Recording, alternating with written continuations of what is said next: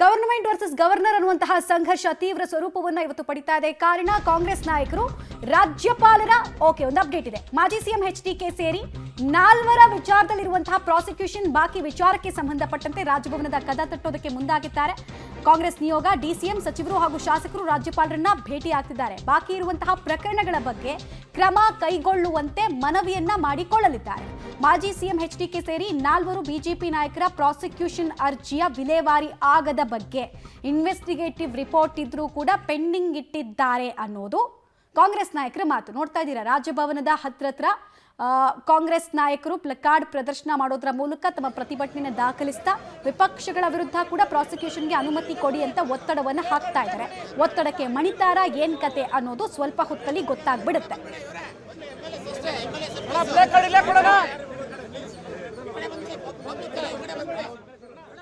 ದೃಶ್ಯಾವಳಿಗಳನ್ನ ಗಮನಿಸ್ತಾ ಇದ್ದೀರಾ. ನೂರಾರು ಸಂಖ್ಯೆಯಲ್ಲಿ ಕಾಂಗ್ರೆಸ್ನ ನಾಯಕರುಗಳು ಜಮಾಯಿಸಿದ್ದಾರೆ. ಕಾಂಗ್ರೆಸ್ ನಿಯೋಗಕ್ಕೆ ಅವಕಾಶವನ್ನ ಕೊಡಲಾಗಿದೆ.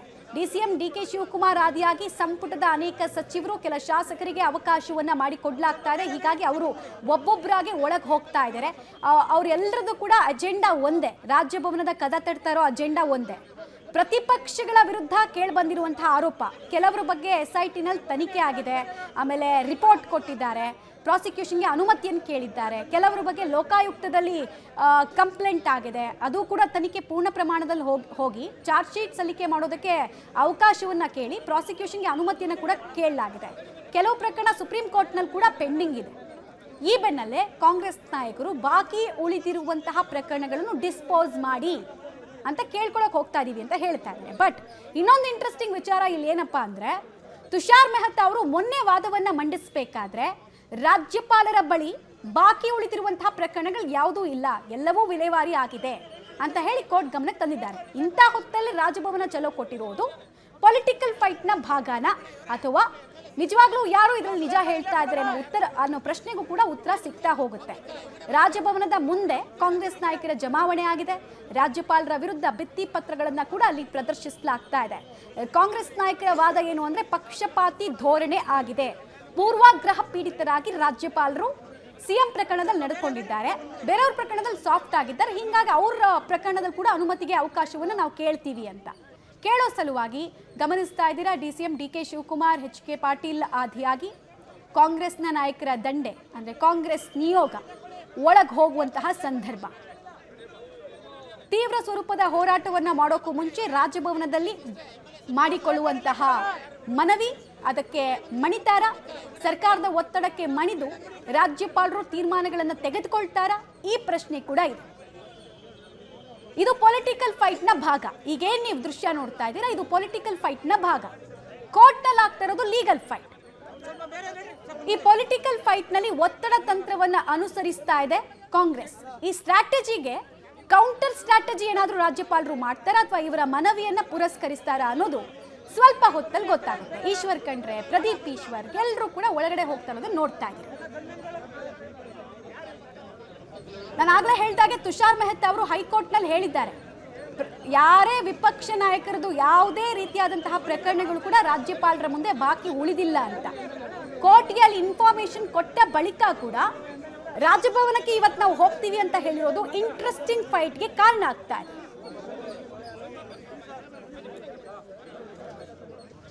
ನನ್ನ ಜೊತೆ ಸಚಿವರಾದಂಥ ಕೃಷ್ಣ ಬೈರೇಗೌಡರಿದ್ದಾರೆ, ಬನ್ನಿ ಮಾತಾಡ್ತಾರೆ. ಸರ್, ಇವತ್ತು ರಾಜಭವನ ಚಲೋವನ್ನು ಹಮ್ಮಿಕೊಂಡಿದ್ದಾರೆ, ಏನು ನಿಮ್ಮ ಡಿಮ್ಯಾಂಡ್?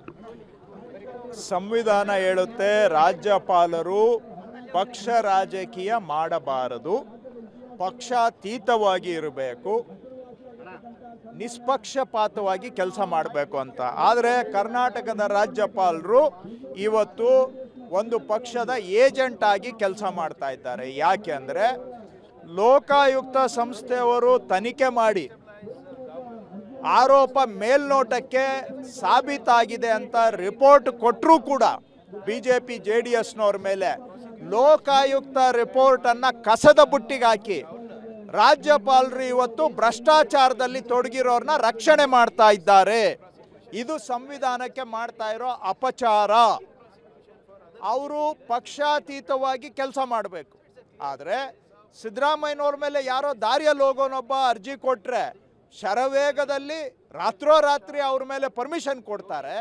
ಆದರೆ ಲೋಕಾಯುಕ್ತದವರು ಪರ್ಮಿಷನ್ ಕೇಳಿದರೆ ವರ್ಷಾನುವರ್ಷ ಆದರೂ ಕೂಡ ಅದನ್ನು ಮುಚ್ಚಿಟ್ಟಿದ್ದಾರೆ ಲೋಕಾಯುಕ್ತರು.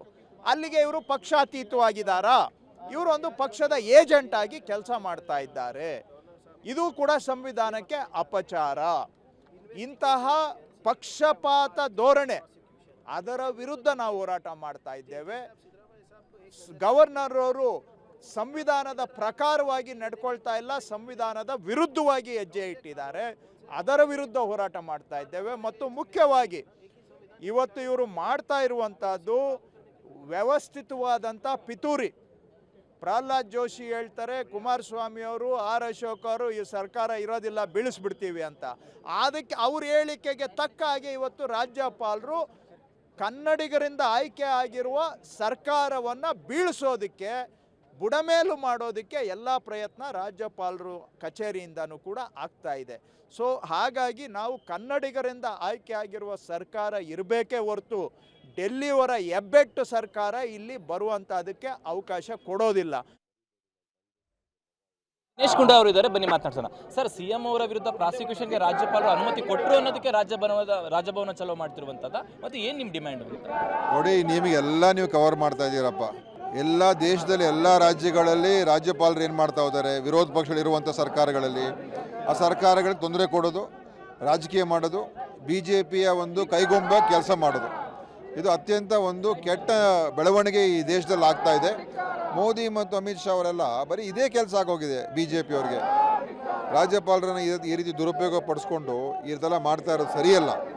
ಆದ್ದರಿಂದ ನಾವು ಅವರು ಅದು ಒಂದಕ್ಕಂತ ಅಲ್ಲ, ಅವ್ರ ಮುಂದೆ ರಾಜ್ಯಪಾಲರು ಈ ರೀತಿಯಾದಂಥ ಒಂದು ಕ್ರಮ ತಗೊಂಡಿರೋದು ಅತ್ಯಂತ ಒಂದು ರಾಜ್ಯಕ್ಕೆ ಮಾಡಿರುವಂಥ ದೊಡ್ಡ ಅಪಚಾರ, ಅಗೌರವ, ದ್ರೋಹ ಅಂತ ನಾನು ಹೇಳ್ತೀನಿ. ಈ ಥರ ಕೆಲಸಗಳು ರಾಜ್ಯಪಾಲರು ಮಾಡಬಾರ್ದು. ಸರ್, ಈಗ ಕಾಂಗ್ರೆಸ್ನ ಡಿಮ್ಯಾಂಡ್ ಇರುವಂಥದ್ದು ಕುಮಾರಸ್ವಾಮಿ, ಜನಾರ್ದನ್ ರೆಡ್ಡಿ, ಶಶಿಕಲಾ ಜೊಲ್ಲೆ, ಜನಾರ್ದನ್ ರೆಡ್ಡಿ ಇವರೆಲ್ಲರದ ಮೇಲೆ ಪ್ರಾಸಿಕ್ಯೂಷನ್ಗೆ ಅನುಮತಿ ಕೇಳಿ ಪತ್ರ ಮುಂದೆ ಅರ್ಜಿ ಇದೆ, ಇದನ್ನು ಮಾಡಿಲ್ಲ ಅನ್ನುವಂಥದ್ದು, ಇದನ್ನು ಡಿಮ್ಯಾಂಡ್ ಮಾಡ್ತಾ ಇದ್ದೀರಾ ಅಂತ ನೀವು? ಖಂಡಿತ. ನೋಡಿ, ಅದೆಲ್ಲ ತನಿಖೆ ಆಗಿರುವಂಥ ಕಂಪ್ಲೇಂಟ್ಗಳು.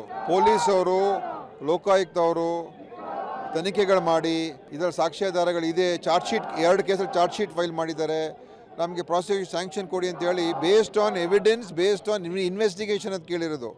ಸುಮ್ಮನೆ ಯಾವುದೋ ಬೀದಿಯಲ್ಲಿ ಬಂದ್ಬಿಟ್ಟು ನಿಂತ್ಕೊಂಡು ಯಾರೋ ಬಂದ್ಬಿಟ್ಟು ಕೇಳಿರುವಂಥ ಒಂದು ಸ್ಯಾಂಕ್ಷನ್ ಅಲ್ಲ.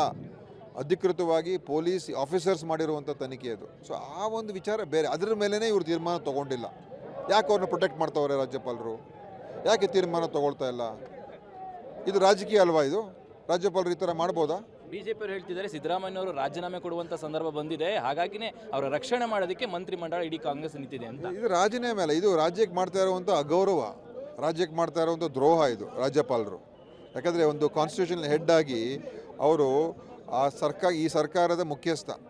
ಸೊ ಇಲ್ಲಿ ಅವರು ಈ ರೀತಿಯಾದಂಥ ಒಂದು ಸಂಶಯಾಸ್ಪದವಾದಂಥ ಮತ್ತು ಒಂದು ಷಡ್ಯಂತ್ರದಲ್ಲಿ ಭಾಗಿದಾರರಾಗಿ ಕೆಲಸ ಮಾಡ್ತಾ ಇರುವಂಥದ್ದು, ಇದು ರಾಜ್ಯಕ್ಕೆ ಮಾಡುವಂಥ ದ್ರೋಹ. ಇದು ಒಬ್ಬ ಮುಖ್ಯಮಂತ್ರಿನ ತೇಜೋವಧೆ ಮಾಡೋದಕ್ಕೆ ಅವರು ಕೈಯನ್ನು ಜೋಡಿಸಿದ್ರೆ ನಾವು ಏನಂತ ಕರಿಬೇಕು ರಾಜ್ಯಪಾಲರಿಗೆ? ಸೊ ಅದಕ್ಕೋಸ್ಕರ ಇದು ಖಂಡಿತವಾಗಿ ಒಪ್ಪುವಂಥದ್ದಲ್ಲ.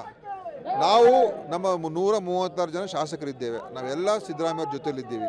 ಮತ್ತು ಸಿದ್ದರಾಮಯ್ಯವ್ರು ಯಾವ ತಪ್ಪನ್ನು ಮಾಡಿಲ್ಲ, ಯಾವ ಒಂದು ಭ್ರಷ್ಟಾಚಾರ ಮಾಡಿಲ್ಲ. ಸುಮ್ಮನೆ ಯಾರೋ ಒಂದು ಆರೋಪ ಮಾಡಿದ್ದಾರೆ ಅಷ್ಟೇ ಹೊರತು ಅದಕ್ಕೇನೆ ಇವರು ಇಷ್ಟು ದೊಡ್ಡದಾಗಿ ಮಾತಾಡ್ತಾ ಇದ್ದಾರಲ್ಲ. ಇಷ್ಟು ದೀರ್ಘಕಾಲ ಒಬ್ಬ ರಾಜಕಾರಣಿಯಾಗಿ ಯಾವುದೇ ಕಪ್ಪು ಚುಕ್ಕಿ ಇಲ್ಲದೇ ಇರ್ತಕ್ಕಂಥ ಒಬ್ಬ ರಾಜಕಾರಣಿ ಸಿದ್ದರಾಮಯ್ಯನವರು. ಈ ರಾಜ್ಯಕ್ಕೊಬ್ಬ ಆಸ್ತಿಯವರು. ಅವರನ್ನು ನೀವು ಅಗೌರವಿಸಿ, ನಿಂದಿಸಿ, ಅವ್ರ ಕಳಂಕ ಮುಟ್ಟಬೇಕು ಅಂತೇಳಿ ನೀವು ಈ ಥರ ಕಾನ್ಸ್ಪಿರಸಿಗಳು ಮಾಡಿದ್ರೆ, ಅದರಲ್ಲಿ ರಾಜ್ಯಪಾಲರು ಕೂಡ ಸೇರಿಸ್ಕೊಂಡ್ರೆ BJP ಅವ್ರು ಮಾಡ್ತಾ ಇದ್ದಾರೆ, ಅವ್ರು ಮಾಡ್ತಾರೆ, ವಿರೋಧ ಪಕ್ಷ ಮಾಡ್ತಾರೆ. ಅಮಿತ್ ಶಾ ಅವ್ರದ್ದೆಲ್ಲ ನಾವು ನೋಡಿದ್ದೀವಿ, ಅವರು ಅದನ್ನೇ ಮಾಡೋದು. ಅದೇ ಇವರು ಈ ಥರದ ದುರುಪಯೋಗ ಇದು ಸಹಿಸೋಕ್ಕಾಗೋದಿಲ್ಲ. ಇದಿಷ್ಟು ಸಚಿವ ದಿನೇಶ್ ಗುಂಡೂರಾವ್ ಅವರ ಮಾತು. ಕ್ಯಾಮರಾಮನ್ ಗಣೇಶ್ ಜೊತೆ ಶ್ರೀನಿವಾಸರಾವ್, ಪಬ್ಲಿಕ್ TV, ಬೆಂಗಳೂರು. ಸುದೀರ್ಘವಾದಂತಹ ವಾದ ಮಂಡನೆ ಆಗ್ತಾ ಇದೆ ಕೋರ್ಟ್ನಲ್ಲಿ. 1.5 ಗಂಟೆಗಳಿಂದ ತುಷಾರ್ ಮೆಹ್ತಾ ಅವರು ರಾಜ್ಯಪಾಲರ ಸ್ಯಾಂಕ್ಷನ್ ಪ್ರಕ್ರಿಯೆಗೆ ಸಂಬಂಧಪಟ್ಟಂತೆ ಎಲ್ಲೂ ಪ್ರೊಸೀಜರಲ್ ಲ್ಯಾಪ್ಸ್ ಆಗಿಲ್ಲ ಅನ್ನೋದನ್ನು ಅವ್ರು ಹೇಳ್ತಾ ಇದ್ದಾರೆ. ಅಬ್ರಹಂ ದೂರಿಗೂ ನೋಟಿಸ್ ಕಡ್ಡಾಯವಾಗಿ ಇರಲಿಲ್ಲ ಅನ್ನೋ ವಿಚಾರವನ್ನ ಇಲ್ಲಿ ಮೆನ್ಷನ್ ಮಾಡ್ತಾ ಇದ್ದಾರೆ.